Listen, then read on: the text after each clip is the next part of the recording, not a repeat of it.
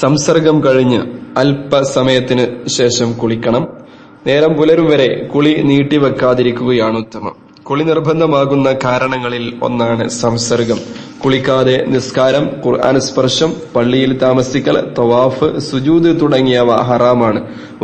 വലിയ അശുദ്ധി ഒഴിവാക്കാൻ വേണ്ടി ഞാൻ കുളിക്കുന്നു എന്ന് കരുതിയാണ് കുളി ആരംഭിക്കേണ്ടത്. കുളി കേവലം സ്നാനമല്ല, ആത്മീയ വിശുദ്ധിക്കുള്ള നിധാനം കൂടിയാണ്. അതുകൊണ്ടുതന്നെ നിയ്യത്തില്ലാതെ കുളി സാധുവാവുകയില്ല എന്ന കാര്യം ശ്രദ്ധേയമാണ്. സംസർഗത്തിനു ശേഷം വീണ്ടും വീഴ്ച നടത്തണമെന്ന് തോന്നുകയാണെങ്കിൽ ലൈംഗികാവയവങ്ങൾ കഴുകി വേണം ബന്ധപ്പെടാൻ. നോമ്പുകാലത്ത് രാത്രി സമയങ്ങളിൽ സംസർഗത്തിൽ ഏർപ്പെടുന്നതിന് വിരോധമില്ല. പകൽ സമയത്ത് കടുത്ത കുറ്റമാണിത്. നോമ്പുകാർ സംസർഗം ചെയ്താൽ നോമ്പ് ബാത്തിലാകും. ഇങ്ങനെ നോമ്പ് ബാത്തിലാക്കിയവൻ പിന്നീട് പ്രയാശ്ചിത്തമായി 60 ദിവസം തുടർച്ചയായി നോമ്പ് അനുഷ്ഠിക്കണം. ഇല്ലെങ്കിൽ 60 പാവങ്ങൾക്ക് ഭക്ഷണം നൽകണം. നോമ്പുകാലത്ത് സംസർഗം തീരെ പാടില്ല എന്ന് ചിലർ ധരിച്ചിട്ടുണ്ട്. ഈ ധാരണ ശരിയല്ല. തിരുസ്വഹാബികൾ ആദ്യകാലത്ത് ഈ ധാരണ വെച്ചു പുലർത്തിയിരുന്നു. അവരുടെ ധാരണ തിരുത്തിക്കൊണ്ട് വിശുദ്ധ ഖുർആൻ അവതീർണമായി. പ്രഭാതോദയം വരെയുള്ള രാത്രി സമയങ്ങളിൽ സ്ത്രീ പുരുഷ ബന്ധമാകാം. പ്രഭാതോദയ സമയമായാൽ ഉടനെ വിരമിക്കണം. നോമ്പിന് നിയ്യത്ത് ചെയ്യാനും നോമ്പ് ആരംഭിക്കാനും കുളി നിർബന്ധം ഇല്ല. റമദാൻ രാത്രിയിൽ സംസർഗത്തിൽ ഏർപ്പെട്ടവർ പ്രഭാതത്തിന് മുമ്പ് കുളിക്കാനും സൗകര്യപ്പെട്ടിട്ടില്ല എങ്കിൽ കുളിക്കാതെ തന്നെ നോമ്പിന് നിയ്യത്ത് ചെയ്യുകയും പ്രഭാതത്തിൽ കുളിക്കുകയും ചെയ്താൽ മതി. നിസ്കാരത്തിനാണ് കുളി നിർബന്ധം. പ്രഭാതത്തിൽ കുളിക്കാതെ സുബഹി നിസ്കരിക്കാൻ പറ്റില്ല. നിസ്കാരത്തിൽ കണിശത പാലിക്കേണ്ടത് മുസ്ലിമിന്റെ കർത്തവ്യമാണ്. രാവിലെ കുളിക്കാൻ മടിച്ച് സുബഹി നിസ്കാരം നഷ്ടപ്പെടുത്തുന്നവരുമുണ്ട്. ഇത്തരക്കാർ ഓർക്കുക, നിസ്കാരം നഷ്ടപ്പെടുത്തുന്നത് മഹാകുറ്റമാണ്. അല്ലാഹു പരലോകത്ത് ആദ്യമായി ചോദിക്കുക നിസ്കാരത്തെക്കുറിച്ചാണ്. അന്ന് നാം എന്തു മറുപടി പറയും? പ്രഭാതത്തിന് മുമ്പോ ശേഷമോ കുളിക്കാൻ കഴിഞ്ഞില്ലെങ്കിലും നോമ്പിന് കുഴപ്പമൊന്നും സംഭവിക്കുകയില്ല. ഒരു പകൽ സമയം നിസ്കാരം നിർവഹിക്കാതെ നോമ്പുകാരനായി തുടർന്നാൽ നോമ്പ് സാധുവായി തന്നെ പരിഗണിക്കും. പക്ഷേ കുളിക്കാതെ, നിസ്കരിക്കാതെ, ദാനധർമ്മങ്ങളില്ലാതെ നോമ്പ് എടുക്കുന്നവർ കേവലം ബാധ്യത തീർക്കുക മാത്രമാണ് ചെയ്യുന്നത്.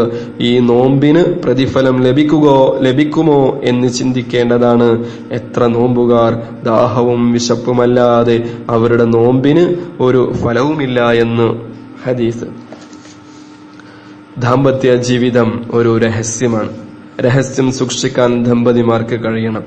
എല്ലാ രംഗത്തും ഇത് അനിവാര്യമാണ്. സുഖർമിണികളായ സ്ത്രീകളെ കുറിച്ച് വിശുദ്ധ ഖുർആൻ പറയുന്നു, അവർ ഭക്തിയുള്ളവരാണ്.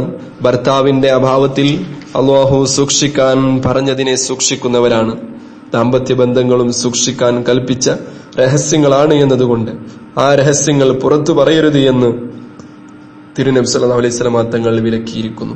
സുഹൃത്തുക്കളുമായി സംസാരിക്കുന്നതിനിടയിലും പൊതുവേദികളിലും ക്ലബ്ബുകളിലുമൊക്കെ ഇരുന്ന് ഹരത്തിനു വേണ്ടി ഉള്ളതും ഇല്ലാത്തതുമായ കഥകൾ കോർക്കുന്നവരുണ്ട്.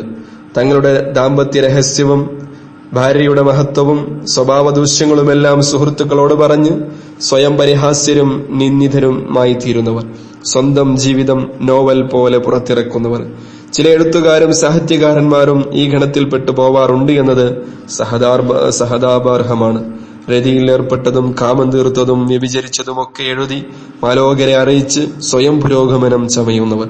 ഇതുമൂലം തങ്ങൾ സമൂഹത്തിനു മുന്നിലും സാംസ്കാരിക ധാർമ്മിക ബോധമുള്ള മനുഷ്യർക്കിടയിലും പരിഹാസ്യരാവുകയാണ് എന്ന് ഇവർ മനസ്സിലാക്കുന്നില്ല. തിരുനബി സല്ലല്ലാഹു അലൈഹി വസല്ലം പറഞ്ഞു, സ്വന്തം ഭാര്യയുടെ അടുത്ത് ചെന്ന് ആവശ്യം നിർവഹിക്കുകയും പിന്നീട് അത് പുറത്തു പറയുകയും ചെയ്യുന്നവരാണ് ജനങ്ങളിൽ ഏറ്റവും ദുഷ്ടർ. അബൂ ഹുറൈറ റളിയല്ലാഹു അൻഹുവിൽ നിന്നും നിവേദനം. തിരുനബി സല്ലല്ലാഹു അലൈഹി വസല്ലം പറഞ്ഞു, ഞങ്ങൾക്ക് ഇമാമായി തിരുനബി സല്ലല്ലാഹു അലൈഹി വസല്ലം തങ്ങൾ നിസ്കരിച്ചു. നിസ്കാരശേഷം ഞങ്ങളെ അഭിമുഖീകരിച്ചുകൊണ്ട് നബി സല്ലല്ലാഹു അലൈഹി വസല്ലം പറഞ്ഞു, സദസ്സുകളെ നിങ്ങൾ പ്രത്യേകം ശ്രദ്ധിക്കുക. വാതിലടച്ച് മറ താഴ്ത്തി അകത്തു ചെന്ന് ഭാര്യയുടെ കൂടെ ലൈംഗിക സുഖം പങ്കിടുകയും പിന്നീട് പുറത്തു വന്ന് ഞാൻ അത് ചെയ്തു, ഞാൻ ഇത് ചെയ്തു എന്ന് പറഞ്ഞ് രസിക്കുകയും ചെയ്യുന്നവർ നിങ്ങളിലുണ്ടോ? ഇതുപോലെ സ്ത്രീകളോടും തിരുനബി സല്ലല്ലാഹു അലൈഹി വസല്ലം ചോദിച്ചു. മുടന്തി നടക്കുന്ന ഒരു സ്ത്രീ നബി തന്നെ കാണട്ടെ എന്ന നിലക്ക് തല ഉയർത്തി എത്തി നോക്കി. അവർ പറഞ്ഞു, ഉണ്ട്, ആണുങ്ങൾ അങ്ങനെ പറയാറുണ്ട്, പെണ്ണുങ്ങളും പറയാറുണ്ട്. നബി സല്ലല്ലാഹു അലൈഹി വസല്ലം പറഞ്ഞു, നിങ്ങൾക്കറിയുമോ ഇത്തരക്കാർക്കുള്ള ഉപമ? ആണും പെണ്ണുമായ 2 പിശാചുക്കളെ പോലെയാണ് അവർ. അവരിരുവരും വഴിയോരത്ത് കണ്ടുമുട്ടി. ജനങ്ങൾ നോക്കി നിൽക്കെ തങ്ങളുടെ വികാരം ശമിപ്പിച്ച് പിരിഞ്ഞുപോയവർ. പരസ്യമായി ലൈംഗിക ബന്ധത്തിൽ ഏർപ്പെടാൻ ഒരു മനുഷ്യന്റെയും സംസ്കാരം അനുവദിക്കുകയില്ല. അതുകൊണ്ടാണ് 4 സാക്ഷികൾ മുഖേന കുറ്റം തെളിഞ്ഞാൽ വ്യഭിചാരികളെ എറിഞ്ഞുകൊല്ലണമെന്ന് ഇസ്ലാം കൽപ്പിച്ചത്. യാതൊരു സാംസ്കാരിക വ്യക്തിത്വവുമില്ലാത്ത മനുഷ്യാധർമ്മർക്കല്ലാതെ ഈ കൃത്യത്തിനു കഴിയില്ല. എങ്കിൽ അവരെക്കാൾ മോശമാണ് സ്വന്തം ലൈംഗിക രഹസ്യങ്ങൾ പുറത്തു പറയുന്നവർ എന്നാണ് തിരുനബി സല്ലല്ലാഹു അലൈഹി വസല്ലമയുടെ അധ്യാപനം. ആണും പെണ്ണുമായ 2 പിശാചുക്കൾ എന്നാണ് തിരുമേനി സല്ലല്ലാഹു അലൈഹി വസല്ലമ അവരെ വിശേഷിപ്പിച്ചത്. ഒരു ഹദീസിൽ തിരുമേനി സല്ലല്ലാഹു അലൈഹി വസല്ലമ പഠിപ്പിച്ചു, വിശ്വാസം 70-ൽ പരം ശാഖകളാണ്. ലാ ഇലാഹ ഇല്ലല്ലാഹ് എന്നതാണ് അതിലേറ്റവും ഉന്നതം.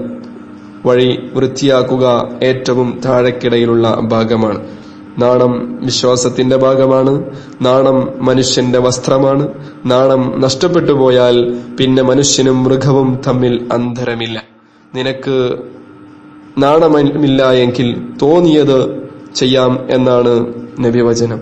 നാണവും മാനവും ആത്മാഭിമാനമുള്ളവർക്കാണ്. നാണവും മാനവും ആത്മാഭിമാനവുമുള്ളവർ ഓർക്കുക, സ്വകാര്യങ്ങൾ സൂക്ഷിക്കാൻ കഴിയാത്തവർ ദുർബലരും മാനസിക പക്വത സിദ്ധിച്ചിട്ടില്ലാത്തവരുമാണ്. കുടുംബജീവിതത്തിലും ലൈംഗിക കാര്യങ്ങളിലും മാത്രമല്ല, ജീവിതത്തിലുടനീളം സ്വകാര്യത സംരക്ഷിക്കണം. എല്ലാ വിഷയത്തിലും ഒരു തുറന്ന പുസ്തകമാണ് ഞാൻ എന്ന നിലപാട് ശരിയല്ല. വീട്ടുകാര്യങ്ങളും സ്വന്തം ബിസിനസ്സുകളും സംഘടനാ കാര്യങ്ങളുമൊക്കെ എല്ലാവർക്കും വിവരിച്ചു കൊടുക്കുന്ന ശീലമുണ്ട് ചിലർക്ക്. വീട്ടിലെ ആഭ്യന്തര രഹസ്യങ്ങൾ സൂക്ഷിക്കേണ്ടത് അന്തസ്സുള്ള ഗൃഹാന്തരീക്ഷത്തിന് അനിവാര്യമാണ്. ഭാര്യയുടെ പോരായ്മകൾ ഭർത്താവും ഭർത്താവിന്റെ രഹസ്യങ്ങൾ ഭാര്യയും പരസ്പരം പുറത്തിടാൻ ശ്രമിച്ചാൽ ആ വീട്ടിൽ എന്തൊരു സമാധാനമാണ് ഉണ്ടാവുക.